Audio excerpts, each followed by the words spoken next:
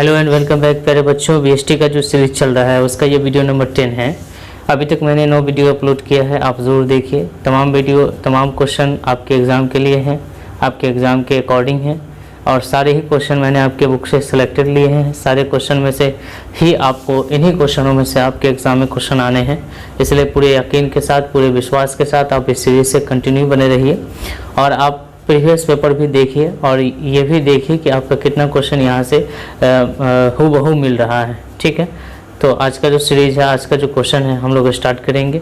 Question start करने से पहले मैं आपको बता दूं कि अगर आपको ये वीडियो अच्छा लगे तो वीडियो को लाइक कर दीजिएगा और चैनल को सब्सक्राइब कर लीजिएगा, बेल आइकन भी प्रेस कर लीजिएगा ताकि आने वाला जितना भी वीडियो है आपको उसका नोटिफिकेशन आपको मिले और आप उसको देखें।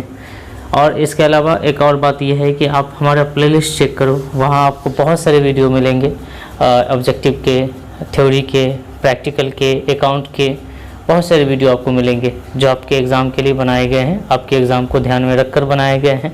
आइए शुरू करते हैं। क्वेश्चन हमारे पास है। क्वेश्चन कहता है, स्पष्ट करें कि कार्यशील पूंजी व्यवसाय की तरलता और लाभदायकता दोनों को प्रभावित करती है। तरलता का मतलब ये है कि आप जो बिजनेस करते हो वो उसमें लिक्विडिटी बनी रहे, उसमें आप लगातार काम करते रहो, उसमें आप ज़रूरत पड़ने पर बदलाव ला सको, आप अपने लाभदायकता को बढ़ा सको, आप अपने प्रॉफिट को बढ़ा सको।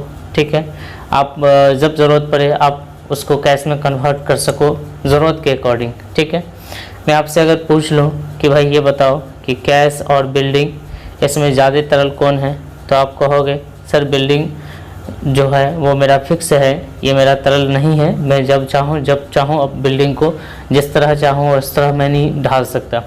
लेकिन अगर हमारे पास पैसा है तो पैसे को मैं जिस रूप में चाहूँ उस रूप में कन्वर्ट कर सकता हूँ। ठीक है, तो कहने का मतलब ये है कि जो आपकी कार्यशील पूंजी है, मतलब जो पैसे हैं आपके, जो कैश है और जो भी वर्किंग कैपिटल है, वो आपकी तरलता को निर्धारित करता है। क्योंकि आपका जो काम होता है, आपकी जो बिजनेस होती है वो बिल्डिंग से नहीं चलती है, आपकी बिजनेस चलती है कार्यशील पूंजी से। ठीक है, किससे चलती है? कार्यशील पूंजी से। पैसे से आप माल खरीदते हो, माल से फिर माल को बना के बेचते हो, फिर पैसा इकट्ठा करते हो, फिर माल खरीदते हो, ये कंटिन्यू आपकी बिजनेस चल रही है। ठीक है, तो हमारा बिल्डिंग तो सिर्फ एक जगह है, हमें कवर करके रखता है, लेकिन हमारा जो काम है वो हमारी कार्यशील पूंजी से चलता है। तो हम पढ़ेंगे कि प्रत्येक व्यवसाय में दैनिक आवश्यकताओं की पूर्ति के लिए, ठीक है, जो रोज़मर्रा की ज़रूरतें हैं, है ना, उसकी पूर्ति के लिए जो पूंजी की ज़रूरत होती है उसे कार्यशील पूंजी कहते हैं। मतलब जिससे आपका काम होना है, जिससे डेली का काम होना है, जैसे मजदूरों को वेतन देना है, माल खरीदना है वगैरह, जितना भी काम है, डेली का जो काम है आपका, वो पैसा जो पूंजी वहाँ पर यूज होगा उसको हम कार्यशील पूंजी कहेंगे। ठीक है, कार्यशील पूंजी व्यवसाय में सदैव एक रूप से दूसरे रूप में परिवर्तित होते रहते हैं। जैसा कि मैंने आपको बताया, रोकड़ से कच्चा माल प्राप्त करना, फिर पुनः करके मजदूरी आदि का भुगतान करके माल तैयार किया जाता है और माल तैयार करने के बाद फिर इसे बेचकर रोकड़ में पुनः प्राप्त किया जाता है। ठीक है, इस प्रकार हम ये कह सकते हैं कि कार्यशील पूंजी का एक चक्र प्रवाह चल रहा है। ठीक है, क्या चल रहा है? चक्र प्रवाह चल रहा है, मतलब चक्र की तरह वो चल रहा है। ठीक है ना, इसलिए कार्यशील पूंजी को हम लोग चक्रीय पूंजी भी कहते हैं। तो हम ये कह सकते हैं कि जो हमारा कार्यशील पूंजी है वो हमारी चक्र की तरह, वो हमारी जब चाहे हम उसको अपने अकॉर्डिंग ढाल सकते हैं। इसलिए हमारी कार्यशील पूंजी को हम तरल पूंजी भी कहते हैं, वो तरलता को निर्धारित करता है। ठीक है जी, बस समझ में आ गई। चलें आगे। ठीक है, अब आगे बढ़ते हैं। अगला क्वेश्चन हमारे पास है, वित्तीय नियोजन से आप क्या समझते हैं? नियोजन का मतलब तो पहले भी आप जानते हैं कि कोई काम कब, कहाँ, कैसे करना है, ये हमारा नियोजन है। और जो वित्तीय नियोजन है, तो वित्त के बारे में जो नियोजन आप लगाते हैं कि भाई पैसे कहाँ से आएंगे, किस तरह आएंगे, किस स्रोत से आएंगे, कहाँ यूज होंगे, किस तरह यूज होंगे, कब यूज होंगे, तो ये सारी जो प्लानिंग है आपकी वो वित्तीय नियोजन कहलाएगी। मतलब वो काम के बारे में जो पूंजी का जो एक ढांचा है, जो कंस्ट्रक्शन है पूंजी का, जो कैपिटल का स्ट्रक्चर है, उसको जो हम लोग तय करते हैं कि पैसे कहाँ से आने हैं, किस तरह आने हैं, क्योंकि पैसा का इंतज़ाम करना पड़ता है कोई काम करने के लिए। फिर जब आप प्रॉफिट कमाते हो फिर उस पैसे का क्या यूज करना है ये भी आपको ध्यान में रखना होता है। ठीक है, तो वित्तीय नियोजन एक मानसिक प्रक्रिया है। ठीक है, ये काम आप दिमाग से करोगे। ठीक है, मतलब इस काम में आप का दिमाग चलना चाहिए, राइट ना, जिसमें उपक्रम की पूंजीकरण पूंजी ढांचे के विषय के बारे में योजनाएं बनाई जाती है। किसके बारे में योजना बनाना है? पूंजी ढांचे के बारे में योजना बनाना है, पूंजीकरण के बारे में योजना बनाना है, ठीक है, कि मेरा पूंजी कहाँ से आएगा, क्या स्ट्रक्चर होगा पूंजी का, पैसे कहाँ से आएंगे, क्या हम शेयर बेच लें या हम इसको ऋण पत्र जारी करके पैसा ले आए। जब आपको उस पैसे की ज़रूरत पड़ती है, जब कर्ज की ज़रूरत पड़ती है, तो खुले मार्केट में आप ऋण पत्र बेचकर, वहाँ शेयर बेचकर आप पैसे ले सकते हो, ठीक है। तो क्या कंडीशन होगा, कहाँ से पैसे आएंगे, ये बात आपको पहले तय करके रखनी पड़ती है। इसमें सबसे पहले क्या ध्यान में रखोगे? सबसे पहले ध्यान में रखोगे अविश्वसनीय पूर्वानुमान, ठीक है। अच्छा, इसकी सीमाएं हमको बतानी है, सीमाएं बतानी है। सीमा का मतलब कठिनाई, जो परेशानी है, इसमें जो त्रुटि है, जो खामियां हैं, वो हमको बतानी है। कि सबसे पहली बात यह है अविश्वसनीय पूर्वानुमान। कई बार हम पैसे का सही अनुमान नहीं लगा पाते हैं, हमें ज़रूरत कुछ और होती है, हम पूरी कुछ और कर लेते हैं, इंतजाम कुछ और कर लेते हैं, कभी ज़रूरत से ज़्यादा, कभी ज़रूरत से कम, ठीक है। तो ज़रूरत से ज़्यादा और ज़रूरत से कम दोनों हाल में आपके लिए ख़तरनाक है, ठीक है। ज़रूरत से ज़्यादा अगर कर्ज उठा लोगे मार्केट से तो आपका पैसा यूँ ही खर्च हो जाना है, क्योंकि पैसे पानी की तरफ बहते हैं, ठीक है। आएगा तो वो खर्च ही हो जाएगा। ज़रूरत से कम ले लोगे तो फिर आपका काम अटक जाएगा। तो कई बार हमारा जो अनुमान होता है वो सही नहीं होता है, जिसकी वजह से हमारे जो वित्तीय नियोजन है वो गड़बड़ हो सकता है। एक बार फिर से समझिए, वित्तीय नियोजन का मतलब क्या है? यह एक मानसिक प्रक्रिया है। इसे हम पूंजीकरण और पूंजी ढांचे के विषय में हम नियोजन बनाते हैं, प्लानिंग बनाते हैं कि हमारा पैसा कहाँ से आना है, कहाँ खर्च होना है। इसकी सीमा हम लोग पढ़ रहे हैं अविश्वसनीय पूर्वानुमान, ठीक है। वित्तीय नियोजन पूर्वानुमान पर आधारित होता है, क्योंकि भविष्य अनिश्चित होता है, इसीलिए पूर्वानुमान सही कई बार नहीं होते हैं, क्योंकि कल किसने देखा, ठीक है। तो जो फ्यूचर के लिए आप प्लानिंग कर रहे हो उसके बारे में आप नहीं बता सकते कि कल क्या हो जाएगा, इसलिए हम ये कह सकते हैं कि इसका अनुमान कई बार अविश्वसनीय भी होता है। तो वित्तीय नियोजन के बारे में आपने क्या समझा? वित्तीय नियोजन पूंजीकरण पूंजी ढांचे का एक प्रारूप है। इसमें हम लोग पूंजी ढांचे के बारे में निर्णय लेते हैं और हम बताते हैं इसकी सीमा क्या है। इसकी सीमा यह है कि इसमें अविश्वसनीय पूर्वानुमान है, मतलब पूर्वानुमान हम जो लगाते हैं पैसों का वो अविश्वसनीय है, क्योंकि कल के बारे में हम सोच रहे हैं, हो सकता है कल को रेट बढ़ जाए, कुछ भी हो सकता है। दूसरा यह है परिवर्तन का विरोध, ठीक है। परिस्थिति में परिवर्तन होने के कारण वित्तीय नियोजन में भी परिवर्तन होना जरूरी पड़ जाता है, परंतु प्रबंधक इसका विरोध करते हैं। भाई कितना हद तक आदमी परिवर्तन को झेल सकता है, ठीक है। हर पल एक नया परिवर्तन होता रहता है, तो प्रबंधक जो चाहता है कि हम एक तरीके से काम करते रहें, परिवर्तन को फॉलो करना बहुत मुश्किल हो जाता है कई बार, ठीक है। तो परिवर्तन का विरोध करता है वित्तीय नियोजन, ठीक है ना। तो दो बातें हो गई, अविश्वसनीय पूर्वानुमान, दूसरा परिवर्तन का विरोध। परिस्थितियों में परिवर्तन होने के कारण वित्तीय नियोजन भी अपरिवर्तित हो जाती है, ठीक है। परिस्थितियां बदलेंगी तो प्लानिंग बदलना पड़ेगा, ठीक है, कंडीशन बदलना पड़ेगा। मैंने क्या कहा कि मान लो कि कोई चीज़ अभी 5 रुपये के रेट से है, कल को परिस्थिति बदल जाए और रेट बढ़ जाए 6 रुपये के रेट से, तो एक नई प्लानिंग हमको करनी पड़ जाएगी, ठीक है। तो ये दो तरीके की परेशानी है आपके सामने मैंने रख दिया। ये 2 नंबर का क्वेश्चन है, तो अगर ऐसा क्वेश्चन पूछ दे कि वित्तीय नियोजन क्या है, इसकी सीमा लिखे, तो आप टॉपिक भी लिख दोगे। नियोजन के बारे में बता दोगे कि पूंजीकरण पूंजी ढांचे के बारे में हम लोग निर्णय लेते हैं कि पैसे कहाँ से आएंगे, कहाँ खर्च होंगे, किस स्रोत से आएंगे वगैरह, ठीक है। क्या है इसका सीमा, क्या है अविश्वसनीय पूर्वानुमान, दूसरा क्या है परिवर्तन का विरोध, ठीक है। अभी तक हमने क्या पढ़ा? अभी तक पहला क्वेश्चन था कि स्पष्ट करें कि कार्यशील पूंजी व्यवसाय की तरलता और लाभदायकता को निर्धारित करता है। तो भाई व्यवसाय की तरलता का मतलब यह है कि हम ज़रूरत पड़ने पर उसमें बदलाव ला सकते हैं, ठीक है। ये तभी संभव है जब हमारे पास कार्यशील पूंजी हो, ठीक है। दूसरा हम लोगों ने पढ़ा कि वित्तीय नियोजन क्या है, इसकी सीमा के बारे में बताना है। वित्तीय नियोजन में हम लोग क्या करते हैं, पूंजी ढांचे के बारे में निर्णय लेते हैं कि पैसे कहाँ से आने हैं, कहाँ जाने हैं, इसका जो सीमा है, इसकी जो परेशानी है। पहली बात तो ये अविश्वसनीय पूर्वानुमान, दूसरा परिवर्तन का विरोध, ठीक है। आगे बढ़ेंगे, वित्तीय नियोजन के प्रकार बताना है।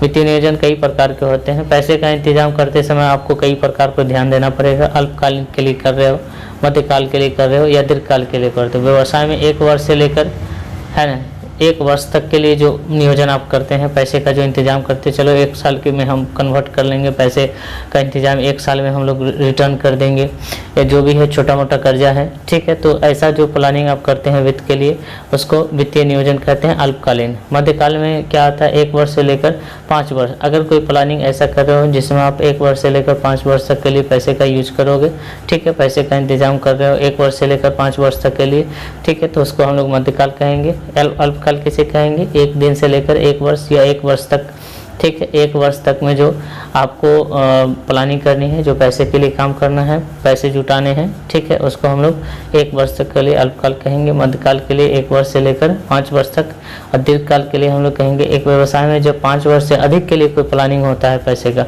उसे हम लोग दीर्घकाल कहते हैं, ठीक है। तो यहाँ तक समझ गए कि वित्तीय नियोजन में अल्पकाल, मध्यकाल और दीर्घकाल हो गया, ठीक है। पहले क्या पढ़े थे हम लोग, इससे पहले वाले क्वेश्चन में वित्तीय नियोजन की सीमा क्या है।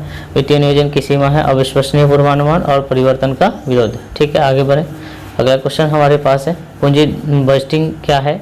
बस वही क्वेश्चन जो मैं आपको समझा रहा था कि पूंजी बजटिंग क्या है। पूंजी का मतलब दीर्घकाल पैसे, दीर्घकाल के लिए जो पैसे आप जुटाएंगे, तो आप कहाँ कहाँ से जुटा सकते हैं, ऐसे ही समझ लो, कहाँ कहाँ से जुटा सकते हो। पूंजी बजटिंग क्या है, कहाँ कहाँ से आप इसको जुटा सकते हो, ठीक है। क्वेश्चन को फिर से समझ लो। पूंजी बजटिंग निर्णय एक व्यवसाय के वित्तीय भाग को बदलने में समर्थ होता है। इसको ऐसे भी कह सकते हो कि पूंजी जो बजटिंग है, जो पूंजी है उसी से तो बिजनेस चल रही है, वही तो भाग्य है आपका, बिजनेस का जो भाग्य है वही तो है, ठीक है। जो पूंजी है, उस पूंजी के जरिए ही तो सारा काम होना है, पैसे नहीं तो कुछ भी नहीं, ठीक है। तो दीर्घकालीन वित्तीय आवश्यकताओं की पूर्ति के लिए जो स्रोत आप अपनाते हैं, ठीक है, जो स्रोत आप अपनाते हैं उसे हम लोग क्या कहते हैं, पूंजी ढांचा कहते हैं।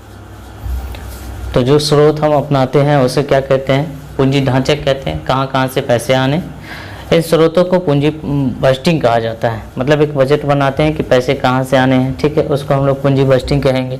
आवश्यकताओं की पूर्ति के लिए, क्योंकि आपके बिजनेस में बहुत सारी आवश्यकताएं होती है जिसके लिए पैसे की ज़रूरत पड़ती है, और पैसे की ज़रूरत के लिए हमें पैसे के बारे में स्रोत का अंदाज़ा लगाना पड़ेगा, उसको ढूंढना पड़ेगा, इंतज़ाम करना पड़ेगा कि पैसे कहाँ से आएंगे। आप अभी स्टूडेंट हो, आपको पैसे की ज़रूरत पड़ती है तो आप तरीका लगाते हो, मम्मी से लेना है, पापा से लेना है, या बड़े भाई से लेना है, या क्या करना है, आप भी दिमाग लगाते हो।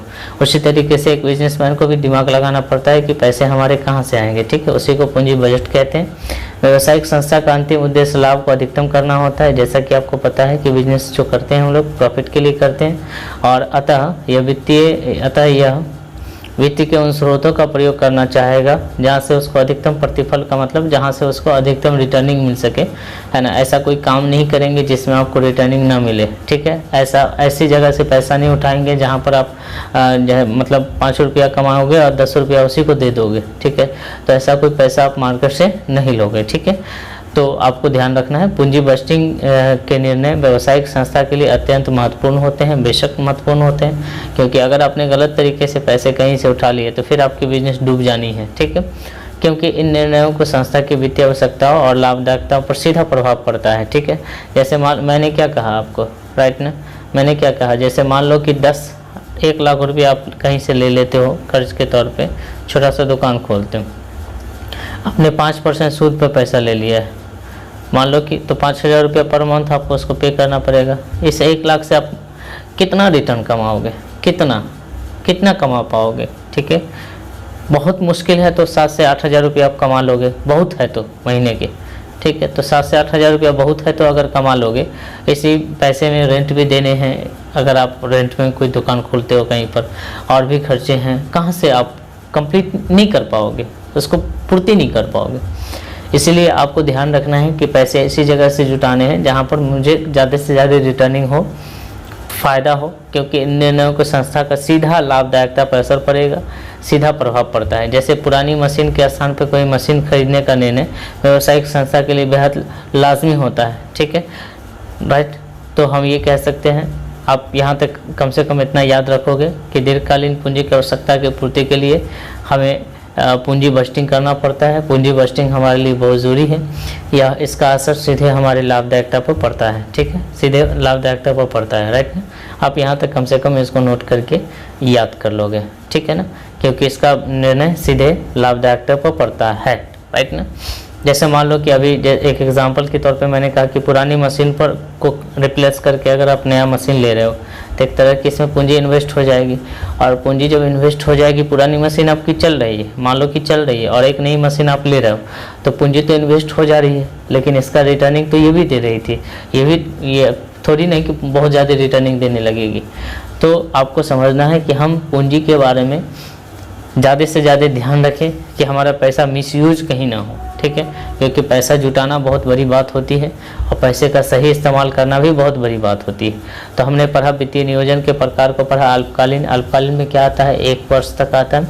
मध्यकाल में क्या आता है, 1 वर्ष से लेकर 5 वर्ष तक आता है। दीर्घकाल में क्या आता है, 5 वर्ष से अधिक वर्ष के लिए आता है, राइट ना। उसके बाद हम लोगों ने पढ़ा था वित्तीय नियोजन क्या है, वित्तीय नियोजन की सीमाएं के बारे में पढ़ा कि अविश्वसनीय पूर्वानुमान, परिवर्तन का विरोध, ठीक है। उसके बाद उससे पहले हम लोगों ने पढ़ा कि स्पष्ट करें कि कार्यशील पूंजी व्यवसाय की तरलता और लाभदायकता को निर्धारित करता है, क्योंकि हम जानते हैं कि कार्यशील पूंजी से ही बिजनेस का काम संभव होना है, ठीक है, राइट ना। कार्यशील पूंजी से ही हमारा बिजनेस चलता है, इसलिए जो हमारे पास कार्यशील पूंजी है उसी से हम तरलता का निर्धारण करते हैं, ठीक है जी। वित्तीय बाजार क्या होता है, वित्तीय बाजार एक ऐसा बाजार है, ठीक है, ऐसा यहाँ लिखा है, ऐसा बाजार है जहाँ वित्त की संपत्ति में लेन देन होता है। हम लोग बहुत सारे बाजार को जानते हैं, जैसे मछली बाजार है, राइट ना। कहीं आपने गोला बाजार देखा होगा जहाँ खाद्य पदार्थ वगैरह मिलते हैं, ठीक है। मेडिसिन का भी बाजार होता है, कपड़ों का बाजार होता है, बहुत सारी चीज़ों का बाजार होता है। इसी तरीके से पैसों का भी बाजार होता है, यहाँ पैसे खरीदे बेचे जाते हैं, प्रतिभूति के रूप में पैसे खरीदे और बेचे जाते हैं, ये बात याद रखिएगा। तो इसको हम लोग स्टॉक एक्सचेंज कहते हैं, आपने बहुत सारे न्यूज़ वगैरह में देखा होगा इस तरह का, ठीक है। तो ये स्टॉक एक्सचेंज का रेटिंग है। तो स्टॉक एक्सचेंज कहते हैं वित्तीय बाजार एक ऐसा बाजार है जो वित्तीय संपत्ति में लेन देन करता है, मतलब वित्तीय संपत्ति का मतलब शेयर और डिवेंचर, ठीक है, इन सभी में लेन देन करता है, राइट। यहाँ पर पैसे, यहाँ पर कोई दूसरी सामान नहीं बेचे खरीदे जाते हैं, एक तरह का बॉन्ड जारी किए जाते हैं, बॉन्ड की तरफ एक पेपर रहता है, वो पेपर आपको थमा दिया जाएगा, आपसे पैसे ले लिए जाएंगे। इस पेपर को संभाल के रखिए, मान लीजिए कि आपके नाम से कोई संपत्ति, कोई बिजनेस चल रही है और आपको उसका रिटर्निंग मिलता रहना है, ठीक है। तो इस तरह से आपके सब पैसे को खरीद लिया उसने, ठीक है। तो फिर से पढ़ो, वित्तीय नियोजन एक ऐसा बाजार है जहां वित्तीय संपत्तियों का लेन देन होता है। जब अंश, ऋण पत्र आदि कंपनियों द्वारा जारी किए जाते हैं तो इसे वित्तीय संपत्ति को उत्पन्न किया जाता है, ठीक है। तो इसको कौन करता है, कोई संपत्ति, कोई कंपनी करती है, अपना शेयर जारी करती है, अपना ऋण पत्र जारी करती है, ठीक है। तो आप उसमें अगर पैसा इन्वेस्ट कर देते हो तो एक तरह का बॉन्ड आपको दे दिया जाएगा कि आपके नाम से इतने शेयर हो गए, ठीक है। और ये एक तरह का वित्तीय संपत्ति कहलाता है। वित्तीय बाजार में क्रय विक्रय को विनिमय कहते हैं, ठीक है। वित्तीय बाजार में जो भी क्रय विक्रय होता है उसे विनिमय कहते हैं। दूसरे शब्दों में ऐसा बाजार जो बचतकर्ताओं व उधार लेने वालों को, दो तरह के लोग हैं यहाँ, एक बचत करने वाले लोग हैं, जैसे हम जैसे लोग आप हैं, आप पैसे को बचाते हैं, लेकिन जो बड़े बड़े बिजनेसमैन हैं उसको इसी पैसे का यूज करना है, ठीक है। एक बीच में कड़ी का काम करता है, उसे वित्तीय बाजार कहते हैं। वित्तीय बाजार में वित्त का लेन देन होता है, पैसा याद रखेंगे, वित्तीय बाजार में वित्तीय संपत्ति का लेन देन होता है। वित्तीय बाजार में वित्तीय संपत्ति का लेन देन होता है जो अंश और ऋण पत्र के रूप में होता है, ठीक है। इतना बात आप चाहें तो नोट कर लीजिए, ठीक है। वित्तीय संपत्ति का लेन देन जिस बाजार में होता है उसे हम लोग वित्तीय बाजार कहते हैं, क्लियर हो गया। वित्तीय संपत्ति का लेन देन जिस बाजार में होता है उसे हम लोग क्या कहते हैं, वित्तीय बाजार कहते हैं। इससे पहले वाले क्वेश्चन को फिर से देखते हैं। पूंजी बजटिंग का मतलब पूंजी बजट में हम लोग जो पूंजी जुटाएंगे दीर्घकालीन, वो पैसे कहाँ से आएंगे, वो स्रोत कहाँ से आएंगे, इसके बारे में हम लोग निर्णय लेते हैं, क्योंकि ये बहुत ज़रूरी है। अगर गलत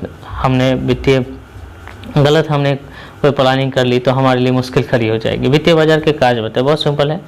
वित्तीय बाजार कहता है कि आप हमारे यहाँ बचत करो, बचत जो आप रखते हो घर में उससे कोई फ़ायदा नहीं, किसी कंपनी को दे दो, कहीं कुछ लगा दो, उसको पैसे इन्वेस्ट कर दो, तो उससे तुमको प्रॉफिट मिलेगा, उससे तुमको ब्याज मिलेगा, ठीक है। तो फ़ायदा ही है ना, घर में रखने से अच्छा है। तो वित्तीय बाजार कहता है कि तुम यहाँ पैसा इन्वेस्ट करो। बहुत सारा ऐड आपने देखा होगा, ठीक है।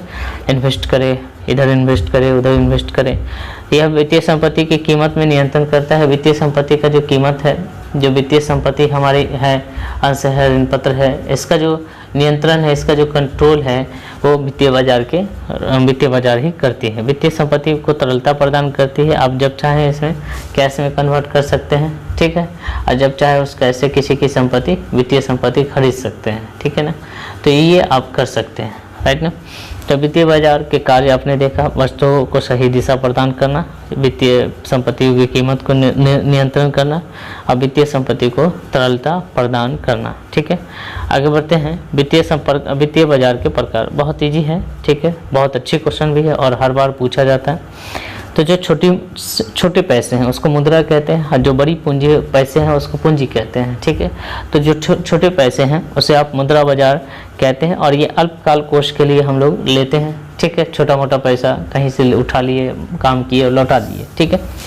लेकिन अगर कोई बड़ा काम आपको करना है तो उसके लिए बड़ी मार्केट से पैसे लेने पड़ेंगे और ये दीर्घकाल के लिए होंगे, इसी को हम लोग पूंजी कहेंगे, ठीक है।